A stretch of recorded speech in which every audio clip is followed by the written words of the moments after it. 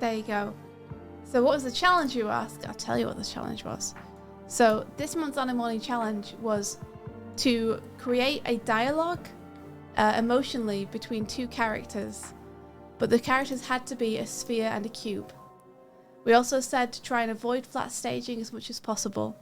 So you're showing this confrontation, this interaction, using only the body language of the two shapes.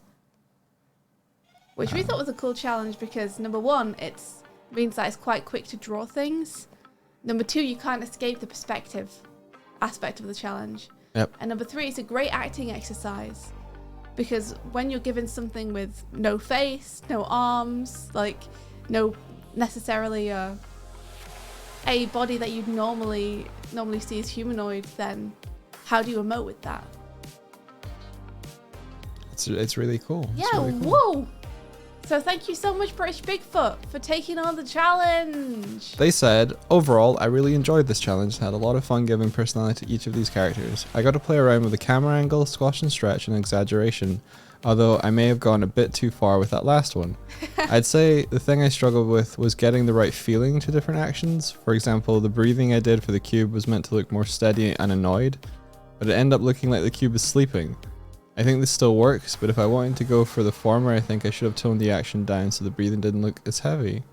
Again, I may not be able to make it to the stream because of work, but I'll check the VOD out later. Thank you for the feedback. Last month's review was really helpful. Aw, you're super welcome. Wahoo! So there we go. Let me get my pencil out and we'll have a look. I'll come over to where you are. Because there's a little gap here I can stand in. Remember to join the sync so I see what you're doing.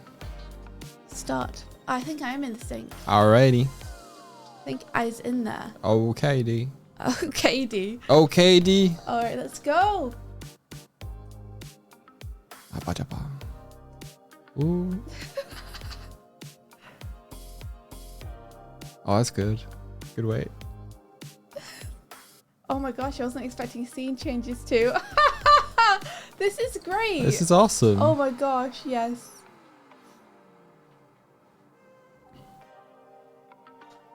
I love the look over. That's so good. It's so nice and simple as well. I love it. Yeah, the timing on the Fantastic sphere is very job. good. Yeah. I'm gonna keep playing it through again. So good. This is great. You definitely captured the story. I get the story 100%. And it's got a really nice, satisfying conclusion to it too. Yeah. Shnu says, that's great. Tikachu says, the Psy works so good. And Shadow Ziggy says, that falling over is nice. Yeah, I'm not going to be able to give you any huge notes on this because this is already so solid. Yeah. I think changing to the flat camera angle was good for the comedy. Yes. A good choice. Agreed. I like the way that you staved off me talking to you about perspective though by setting it on a grid to begin with that wasn't just flat on. Yeah. Thank you. So yeah, because they're not completely, because they're not filled in, the shapes, to begin with, I wasn't sure if this ball was behind the cube or to the side of the cube. Because of course because the ball is much smaller than the cube, I at first interpreted it as being behind, like this. And obviously it's not. So that got me that meant I misread the first part where it contacts the cube. Because suddenly I was like, oh wait, no, it's the other direction. So, but that's an easy fix. For that, you either just add fills or I have a small suggestion. When it comes up and bops the cube here and makes contact, you could add a small shadow just here, just to show that, hey, it's making contact with this thing. Oh, that's cool. Yeah. And that's something that you could even perpetuate down here so that it's really clear which plane that this circle is on. And it just means you won't get that first what? When you show it to people, of them not necessarily understanding what plane the the sphere is operating on. In terms of what you were talking about the breathing, I think maybe it's a couple of things, and I totally see what you're saying about it feeling like the cube is sleeping rather than doing kind of big, like, frustrated breaths. And I think partially it's because it starts off doing it and never like increases or changes the behavior as it gets bopped more and more and more. So story-wise, it's not because it was hit, it was just that's its state right now. Exactly. It feels like it's its default state rather than this is happening because of what the sphere is doing.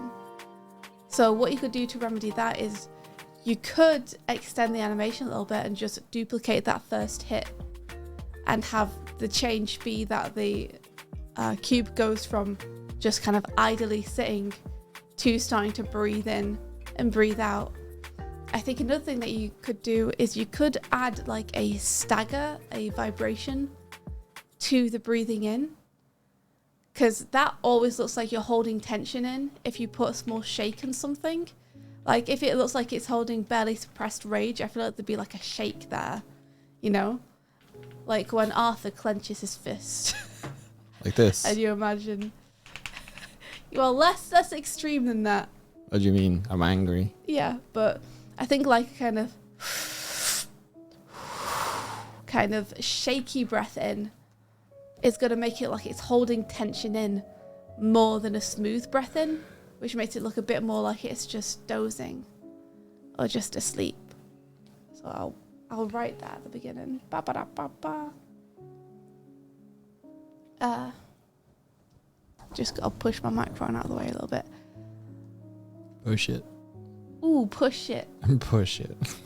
For the breathing. In, out. Try having it start because the sphere.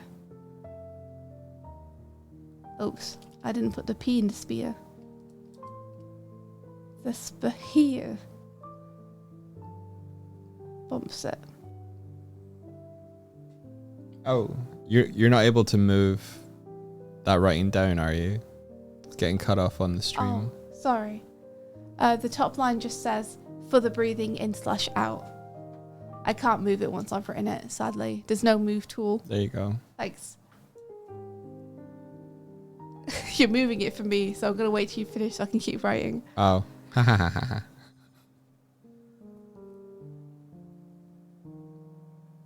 Have it doing that by default.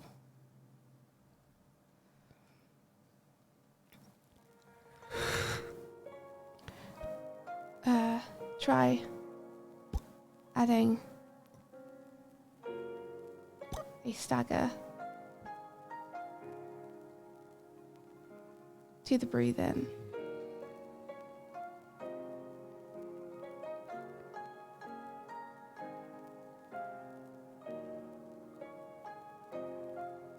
There we go.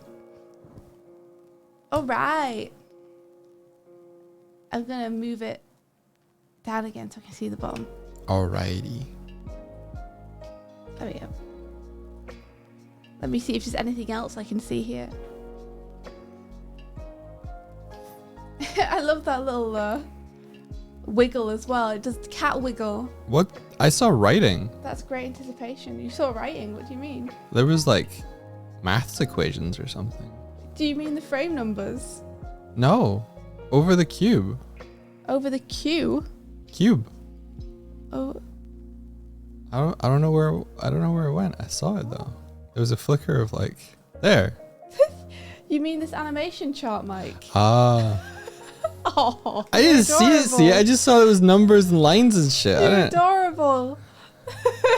Uh, Those are animation charts, Mike. I know what they are. Do you? I know what they are now. Cute. I know. Oh, Hoshi, what the heck? Thank you so much for the raid. Welcome. Coffee Teddy. We're just doing an Animorning challenge review today. So this is British Bigfoot's work.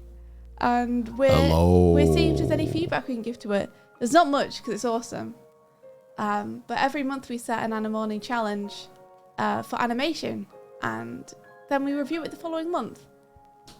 This is a review of having an acting scene between a sphere and a cube. So all of the body language and acting has to come from the acting that you do with just those shapes. Yeah, the anticipation is great. And this slow turn, I love that you didn't make it a fast turn. You didn't have it be like, what? You had it be like, Check this out. Really deliberate. You ready? Check this out. Oh. Doig needs attention. Very good, Doig. Keep going. Keep going? Yeah. Okay. Give all that good advice. Okay. I've mastered the spin. Yeah, that sigh is wonderful. That's working really well and reading really well. I love the asymmetry that you've given the cube as well. Like, it's really nice that you didn't just expand and contract it without putting that extra little bit of twist and personality into it. Like, having that one side sag down. Really, really nice posing. Yeah. Very, very good stuff. Also, really nice to see that you didn't start handling them just as, like, a square and a circle when it came to having a more flat-on perspective. You still use that perspective. Yeah. She's you got really that effective. that 1 point perspective there. It's nice great. feeling of weight as well.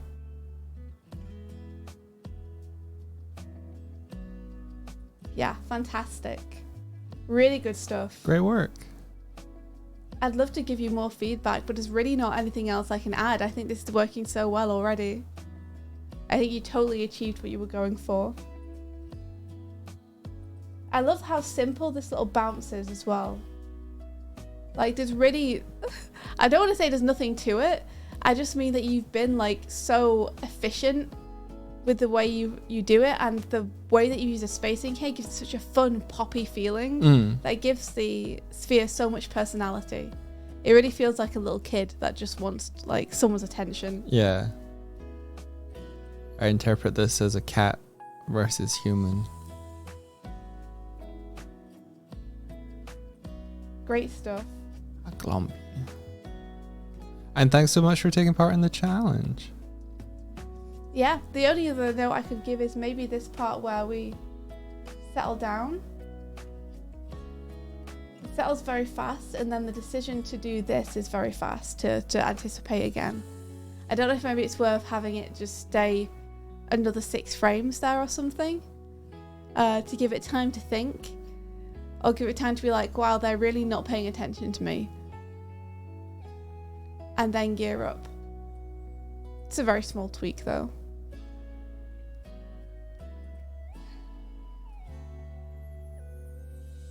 I love that this one actually, like, pushes it upwards as well. Yeah, just wonderful, wonderful work. Well done, British Bigfoot, and thank you so much for taking part in the Animorning challenge. Thank you. Yeah! Do you want to give the next challenge now? I would, but I haven't honestly had time to consider what it would be. So if you guys are okay to give me another day or two to figure it out, I want to make sure it's a good one. Okay. I don't want to pull it off the seat of my pants. I want it to be considered and good. So I might need just a day or two more. Yeah. To think about it. Martina is good. I think the next time we do the challenge, we should do it in front of the pink screen, and then we can put whatever we want in the background of the video. Oh, okay, that's a good idea. Yeah. It's a great idea. Probably just do it off stream for the next one. Okay. All right, that's good. We can do that. We can record it off stream and then just push the video through Twitter. Or Ko-fi. X. Or Ko-fi. X. Or Ko-fi. Or Ko-fi, as long as it's free to access. Yeah. Thing is, like, no one's gonna find it on Ko-fi. So you'd have to put it on Ko-fi and then link to that on Twitter or something to make it findable. I guess. Yeah, there's no browsing feature really. Thank you very much for the follows. Hey, welcome. Or we'll just tell you about it on Twitch and put a little card down below. Yeah. You got called out, Doig. Hoshi says the ball bouncing around, seemingly wanting attention. A little bit like a certain horned green fellow we know. I'm not horny. They're antlers. Yeah, antlery. I'm not horny. Yeah, they are made from antler. They're made from antler. Yeah. Antler ore. I'm not a horny bear. You're a little bit of a horny bear. I'm not a horny bear at all. How dare you? They're antlers. I mean, you know, tomato. No, very different. Horns have Tomatoes spikes. and tomatoes are very similar, I think you'll find.